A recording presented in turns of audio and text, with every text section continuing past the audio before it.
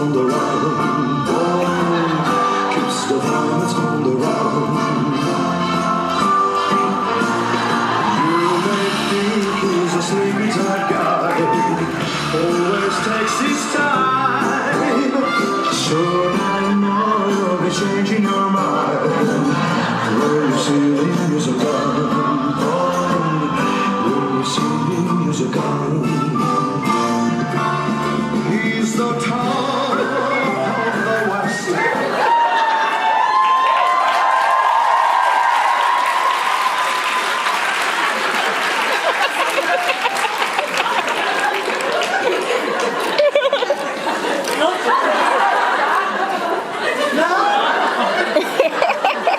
I could do this all day.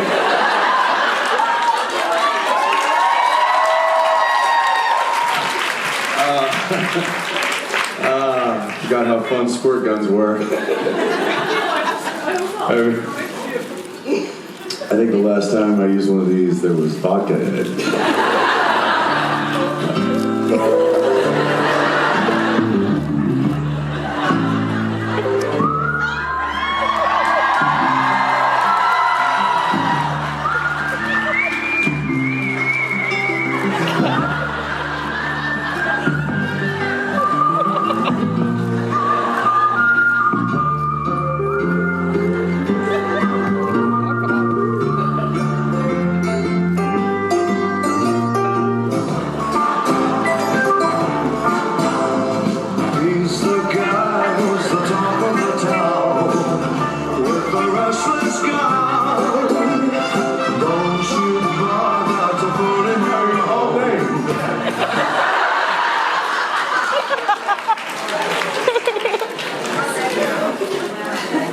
So much fun!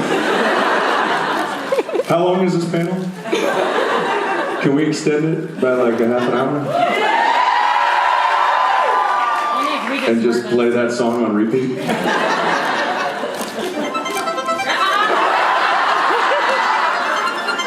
Llama unicorn!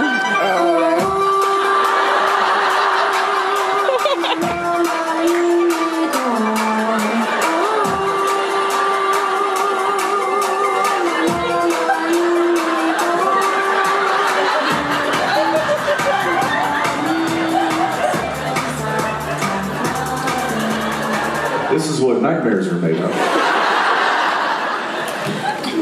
How's everybody doing?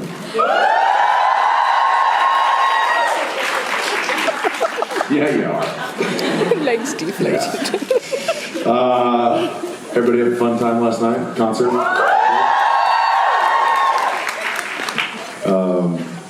Rob was telling me a story, and I'm just going to go ahead and say it. He's probably going to be mad at me, but he gets a little nervous before shows. I don't know why. The guy's done it a million times, but it's kind of cute.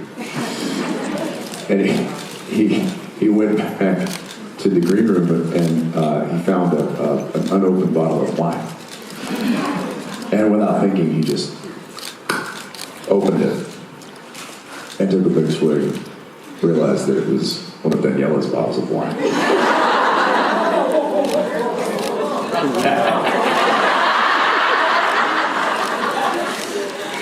I can't wait to tell her. It's the little things. Yeah, and then I'm going to shoot him in the face with a squirt gun. So it's like a double whammy. All right, let's take some questions, because I could just do this all day. Hi. Hi. So I'm going to ask you a little early today to put on the director hat.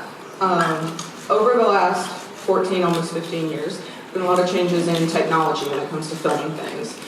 But there's also been a lot of changes in technology when it comes to watching. So when you started, you may have been watching on like a 19-inch tube television. Now you're watching on an 80-inch flat screen. How have those changes affected decisions that are made on set with regards to like blocking, lighting, those kind of things? The details that may have been missed by viewers in the past that are being noticed by viewers now? Great question. We actually, when we started the show in 2005, we were on 35 millimeter film. So we were shooting old school actual film. And they would say, you know, check the gate, which in the film industry, you have to, there's a person that actually gets a flashlight and looks inside the camera to make sure that there's not a hair or a piece of dust that has landed on the lens that would be picked up and essentially ruin the take.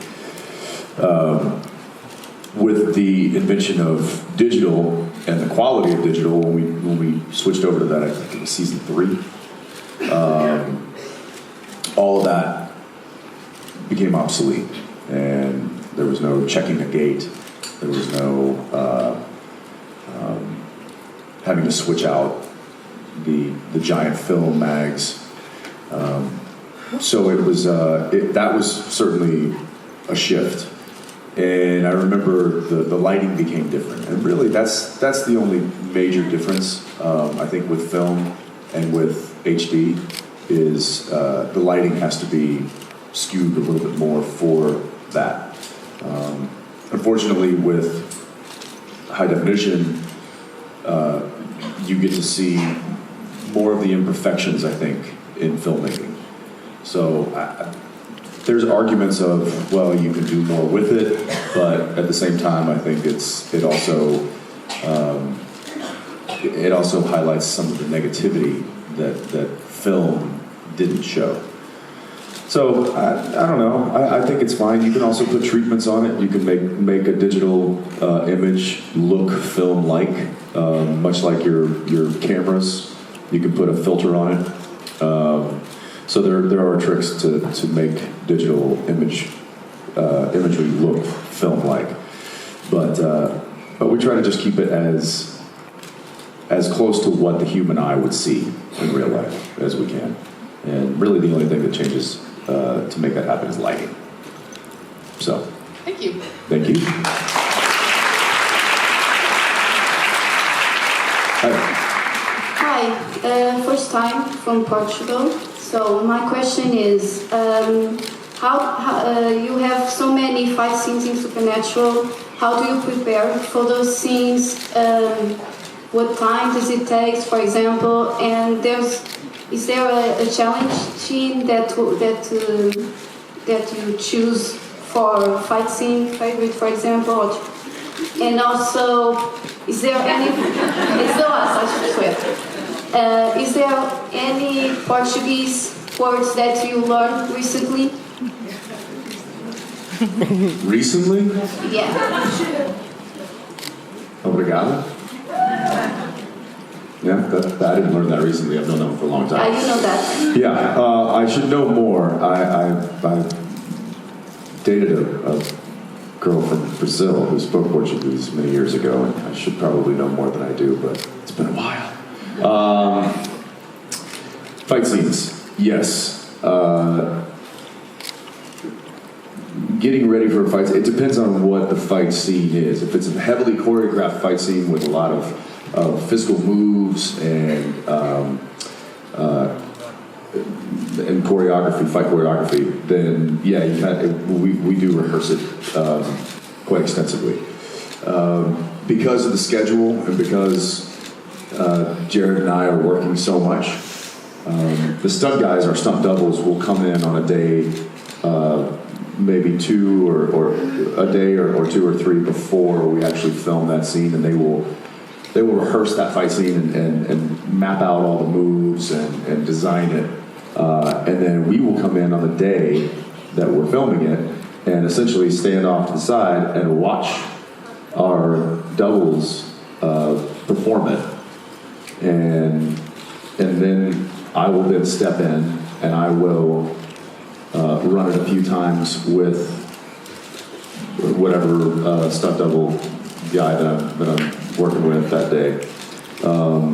And a lot of times, if they are a heavily choreographed fight scene, Rob Hader, who is our stunt coordinator, who is, I think, doing a phenomenal job, he will video the fight scenes a few days beforehand, edit it together, and send it to us in an email. So I'll get to watch kind of a cut version of what we will be doing.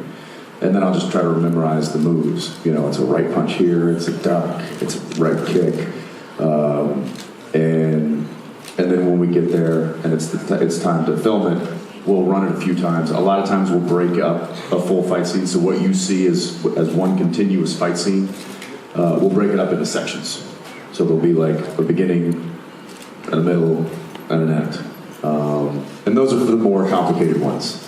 A lot of times if we're just doing a stunt, we'll just walk in and they'll be like, all right, what am I doing? They're like, you're going to fly through that window. I'm like, okay, sounds good. Jensen, you want to stretch out? No, I'm fine. I should stretch out more. I don't. And I pay the price. But it's, there is a lot of people that put a lot of time and effort into making those stunt scenes, those fight scenes look as real as they do. And people get hurt. People get banged up.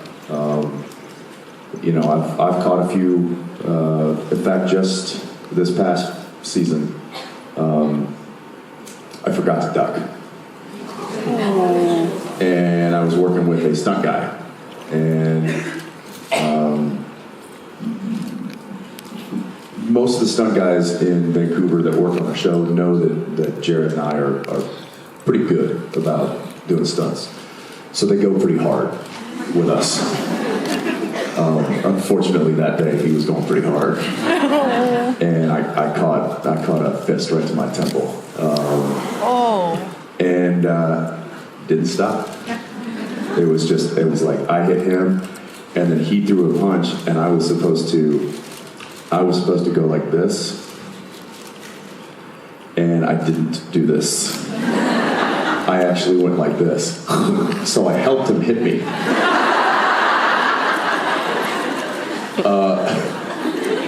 I was like, I almost leaned into it too. I was like, wham! But I just kept going. I could see he was like, ooh. And I think we took like there was a quick breath, like he hit me and he was like, ooh. And I'm like, it's fine, keep going. And then we finished the fight scene and they yelled cut, and the stunt coordinator like came running on. Rob was like, you got hit, didn't you? You got hit, I saw it. And I'm like, oh. I'm fine. Am I bleeding?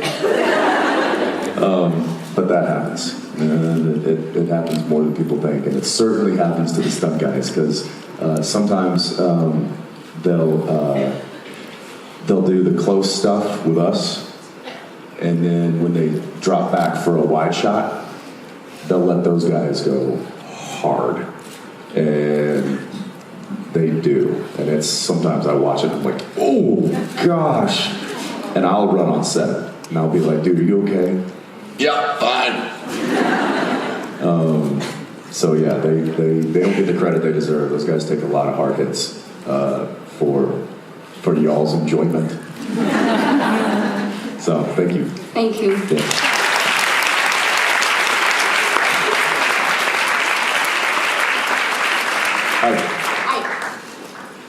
In 1412 Profits and Loss, we see baby pulling a trailer with a mallet box on it.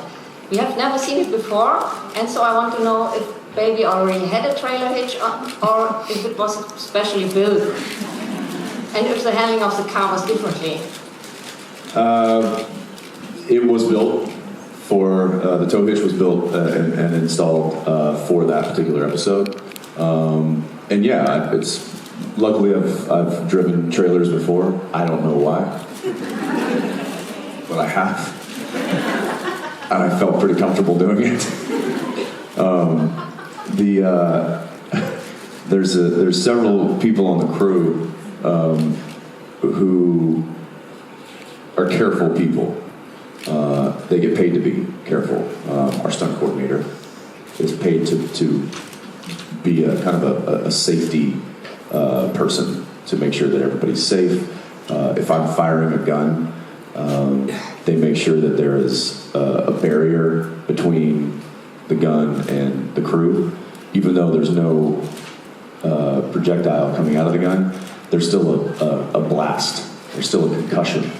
And there's also wadding. There's like bits of stuff that can fly out, and it could hurt somebody. So there are people on set that are there to make sure that it's a safe set.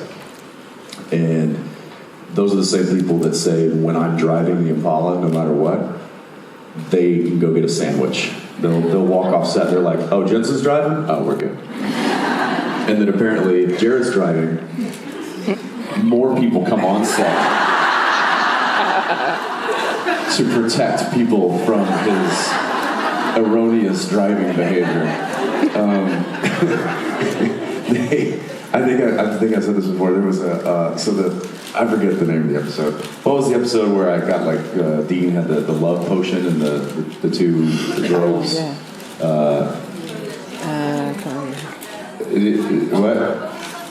What was it? Yeah, I don't know either. And Sam comes driving up, and then we get into the fight, the wrestling match in front of the Impala. Do you remember this? Oh yeah. They wouldn't let Jared just pull up into the parking lot. That's how bad it is. They had his stunt double dress up like him, who Mike Carpenter doesn't have long hair. He got a wig on, he got makeup, he put the full wardrobe on just to drive the car up onto the curb. And then they yelled, "Pause!" Mike jumps out, Jared runs in, shuts the door, and then pretends to get out of the car as though he just pulled in.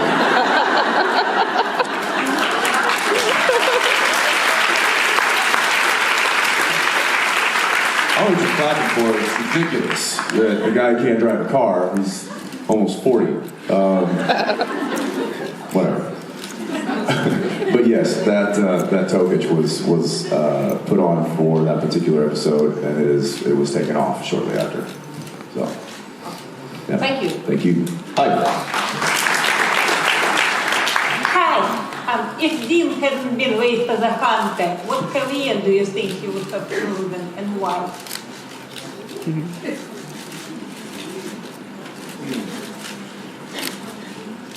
I don't know, construction. Maybe a bricklayer. Maybe he's the guy that controls the wrecking ball. Because he just likes to destroy things. Not because he likes Miley Cyrus, but just because he likes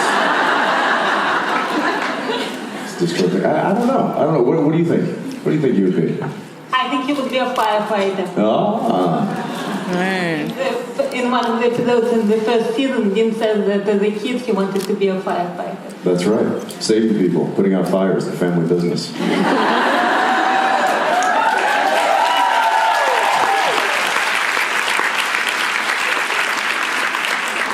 Saving people, starting fires. The family. Thank you. Hi. Hi. I do love the Man of Letters bunker, and it gives you somewhat of a fixed set. So I was wondering whether you missed like the crazy motel rooms of the earlier seasons, and if you have a favorite. Yeah, I do. It's our department, our production design team really had a lot of fun with those motel rooms. Jerry Wanick, I think, outdid himself on a lot of them. One of my favorites was the black and white one. I don't know if you guys remember that. Yeah. The disco one? Yes. I love that. I love that one. I looked around. I was like, what can I steal? And then I also like the Western one. The saloon doors in the middle of it. It's so great. Like, who thinks of this? Jerry does, and he's fantastic at it. Yeah, hopefully we can get more of those motel rooms, because I think they're just a nice touch of creativity on our set. Yeah. Jared apparently thinks he's going to take the Men of Letters home with him when the show's over.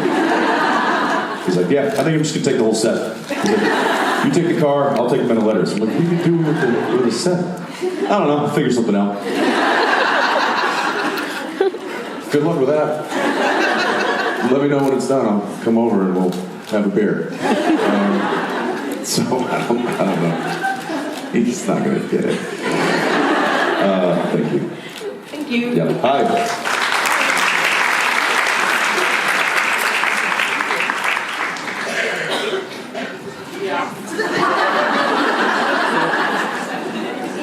Hi. Hi, What's up? I'm just gonna get some. What is this? Apple juice. Frobisher's apple juice. Yeah. Yeah. So I'm Sarah. So I was just wondering, with how much you work and how much you travel and the lack of sleep and jet lag and being away from your family, how do you keep yourself sane and functioning?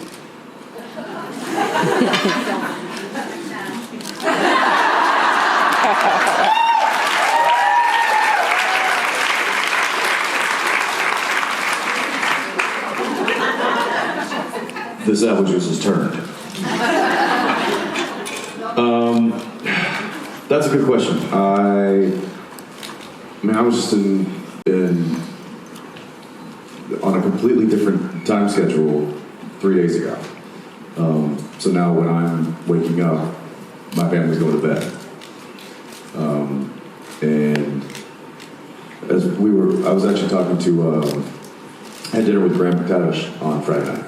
I don't know if you guys got to meet him this past week. Great guy. Super cool guy.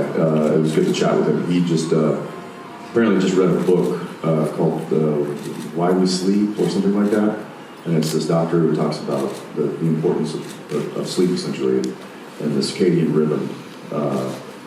And I started thinking, I'm like, I don't think I've had circadian rhythm since I was maybe in my 20s. And it's because I'm constantly changing time zones and I'm constantly traveling. And I sleep when I can. And I've somehow tricked. But here's my trick. This is what I do. If you guys are traveling here or traveling somewhere, this is my trick. As soon as I get on a plane, if I'm getting on a plane and going back to New York, I will immediately change my watch to the time that I'm landing at. And then I will plan my flight according to what time it is on my watch, where I'm going, which could be difficult, but as soon as I get my headspace in that time zone, all of a sudden my body kind of follows. And so that's kind of what happens throughout the season when I go back and forth, or when we shoot on a Monday. We start at about 8 a.m. and we finish about 9 to 10 p.m. Then on Tuesday we start at about 9 or 10 a.m. and finish around 11 or 12. And then on Wednesday we're starting at about 11 or 12. And then by Friday we're starting at about 3 in the afternoon and filming till about 4 in the morning. So you don't get to go to sleep at the same time every day. And then a lot of times we film till 4 in the morning and then sleep for 2 hours and get on a plane and fly home. And it's just one of those things that we've been doing it for so long that's just normal. And Jared can sleep standing up. I need to be sitting down at least. But he and I, we have this thing, and it happens on set. We'll be a lot of times at lunch, he and I'll just look at each other and be like, sleep contest. And we do it on planes. We're boarding a plane, they'll look at me and we're like, sleep contest? I'm like, yeah, challenge accepted. And it's basically just who can go to sleep the fastest. Because we need sleep. And it's, it's our normal. And a lot of people are like, I can't, how do you deal with the travel? How does your wife deal with the fact that you're gone so long? How does your kids deal with the fact that you're gone weeks at a time? And I'm like, it's just what we do. That's what we know. That's our normal.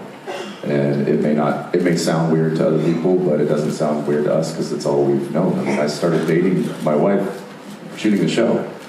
So she's only ever known me doing the show. We knew each other beforehand, but she's only ever been in a relationship with me while I've been on the show. So that's all we know. So next year, she's going to be like, why are you here?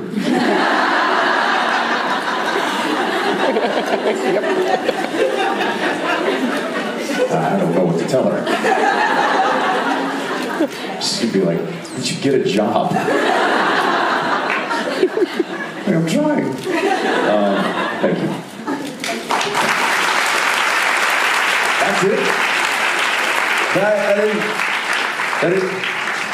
Do you want to stay on stage more?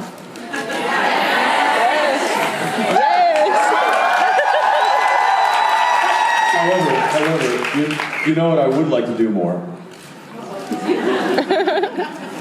Oh no.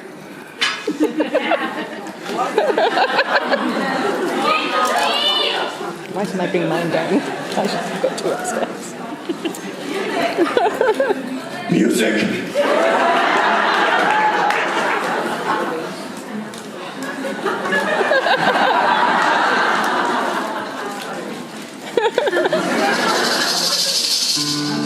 There it is. What's your name? Yes. Alice, What's your question? I can do it like this. Try me. Yes.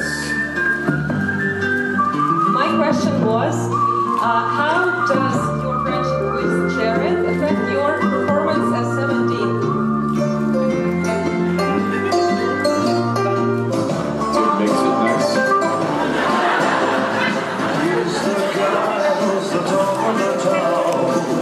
It helps. Because it was longer. I realize I have a leaky gun.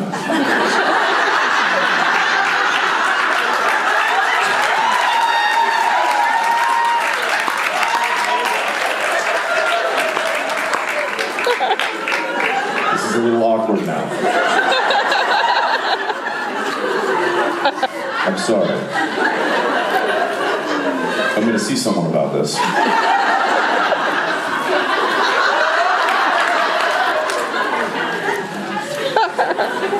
All right. This is so fun. Okay, let me answer this question. Friendship with Jared has obviously made an immense impact on the show and the way that we portray these characters. I don't think without our connection as true friends and people who truly get along and understand each other, that there would be that much chemistry on screen. I think it is an incredible byproduct of our relationship. I also think that it's a byproduct of Misha and I's friendship, and Spade and Benedict, all these people. That there's a true friendship there and a bond. Oh, okay. All right.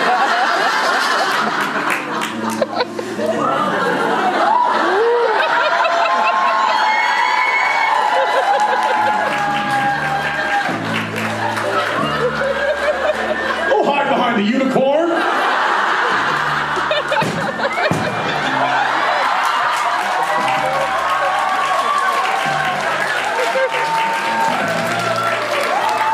All right, you win.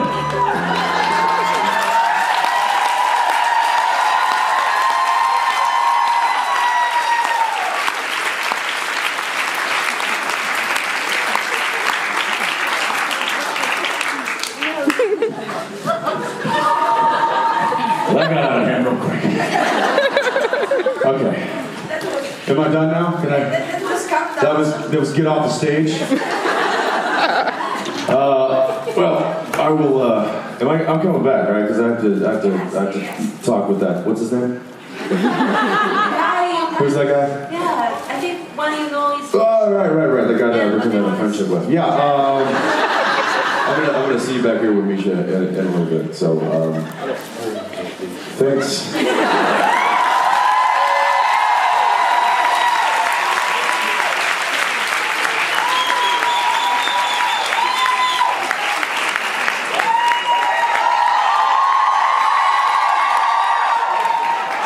She doesn't want. I have to. Okay.